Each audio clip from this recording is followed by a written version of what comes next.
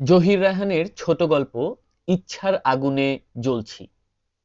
মাঝে মাঝে ভাবি কতকগুলো কুষ্ঠ রোগীকে নিয়ে একটা ছবি বানাবো। তাদের সারা দেহে পচন ধরেছে, তবু তারা চিৎকার করে বলছে, না না, আমাদের কিছু হয়নি তো। তাদের হাত পাগুলো সব গলে গলে খসে খসে পড়ছে, তবু তারা উগ্র কণ্ঠে বলছে, ও কিছু না, ও কিছু না, আমাদের কিছু হয়নি তো। ওদের পুঁজ ভরা দেহ থেকে অসহ্য দুর্গন্ধ বেরোচ্ছে, তবু তারা আতর আর গোলাপ জলে আকণ্ঠ ডুবিয়ে চিৎকার করছে, কিছু হয়নি তো। তারা মরে ভূত হয়ে গেছে, তবু তাদের প্রেতাত্মা দুর্বার আক্রোশে আর্তনাদ করে বলছে, আমরা মরিনি তো। ইচ্ছে করে আমার পাশের বাড়ির ছোট বউটিকে নিয়ে একটা ছবি বানাই। ছোট বউটি, যার স্বামী আজ 10 বছর ধরে জেলখানায় পচে মরছে। কি অপরাধ তার কেউ জানে না। কি দোষে তাকে বিনা বিচারে আটক করে রাখা হয়েছে তা তার পাষাণ বউটিকে জিজ্ঞেস করলেও সে মুখ ফুটে কিচ্ছু বলে না। অথচ বউটি কি গভীর যন্ত্রণায় ডাঙায় তোলা মাছের মতো তড়পায়, দিনে রাতে নীরবে। তবু চিৎকার করে সে কাঁদছে না, তবু মুখ ফুটে সে কিছু বলবে না। ইচ্ছে করে আমার এক বন্ধুকে নিয়ে ছবি তৈরি করতে। সেই বন্ধু বহুদিন আগে, যাকে প্রথমে আরমানি টোলায়, পরে পল্টনে গলা ফাটিয়ে বক্তৃতা দিতে দেখেছিলাম। দেখেছিলাম সহস্র জনতার মিছিলের মাঝখানে, সেই 21-এর ভোরে, যে আমার কানে কানে বলেছিল, বন্ধু, যদি আজ মরে যাই তাহলে আমার মাকে কাঁদতে নিষেধ করে দিও, তাকে বলো সময়ের ডাকে আমি মরলাম। সময় পাল্টে গেছে হয়তো, তাই আজ সেই বন্ধু আমার আমলাদের ঘরে ঘরে যুবতী মেয়েদের ভেট পাঠায় দুটো পারমিটের লোভে। আহা, তাকে নিয়ে যদি একটা ছবি বানাতে পারতাম। আমার ছোট বোনটি, সে একটা ছায়াছবির বিষয়বস্তু হতে পারত। বড় আশা ছিল বিশ্ববিদ্যালয়ে পড়বে। দুইবার কঠিন রোগে ভোগার পর ডাক্তার তার লেখাপড়া বন্ধ করে দিল, বলল ব্রেইনে এফেক্ট করতে পারে। কিন্তু সে শুনল না। রাত জেগে জেগে পড়লো সে। পাশ করলো, ভালোই পাশ করলো প্রথম বিভাগে। তারপর বিশ্ববিদ্যালয়ে আনাগোনা শুরু হলো তার। রোজ যায় রোজ আসে। একদিন দেখলাম সিঁড়ির গোড়ায় বসে বসে কাঁদছে। বললাম, কিরে, কি হয়েছে তোর? বলল, আমায় ভর্তি করলো না ওরা। কেন? আমার কথার উত্তর দিতে গিয়ে দেরি করলো অনেকক্ষণ সে।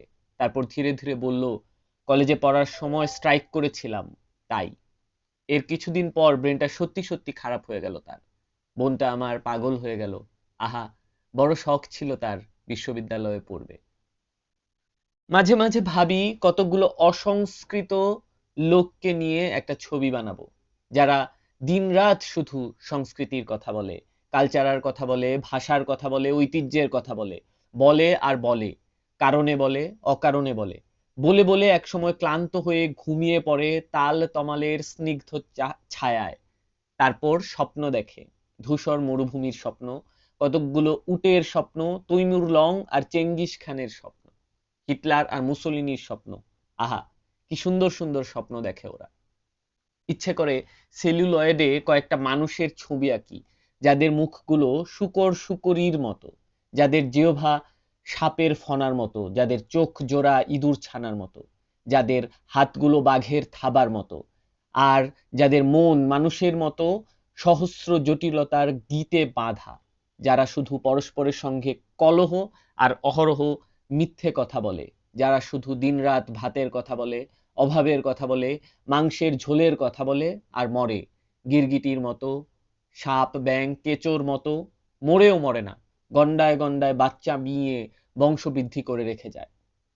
আহা, আমি যদি সেই তরুণকে নিয়ে একটি ছবি বানাতে পারতাম, যার জীবন সহস্র দেয়ালের চাপের ঊর্ধ্বশ্বাস, আইনের দেয়াল, সমাজের দেয়াল, ধর্মের দেয়াল, রাজনীতির দেয়াল, দারিদ্রের দেয়াল।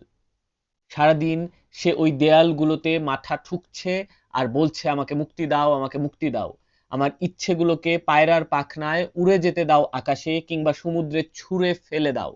সেখানে তারা প্রাণ ভরে সাঁতার কাটুক। সারাদিন সে শুধু ছুটছে, ভাবছে, আবার ছুটছে, এক দেয়াল থেকে অন্য দেয়ালে। ঈর্ষার দেয়াল, ঘৃণার দেয়াল, মিথ্যার দেয়াল, সংকীর্ণতার দেয়াল, কত দেয়াল ভাঙবে সে। তবু সে আশাহত হয়। ইচ্ছার আগুন বুকে জেলে রেখে তবু সে ছুটছে আর ভাঙছে। সহস্র দেয়ালের নিচে মাথা কুটে কুটে বলছে, মুক্তি দাও, আমাকে মুক্তি দাও। যদিও সে জানে মানুষের আয়ু অত্যন্ত সীমিত। এই ছিল জহির রায়হানের গল্প ইচ্ছার আগুনে জ্বলছি। আজ জহির রায়হানের জন্মদিন।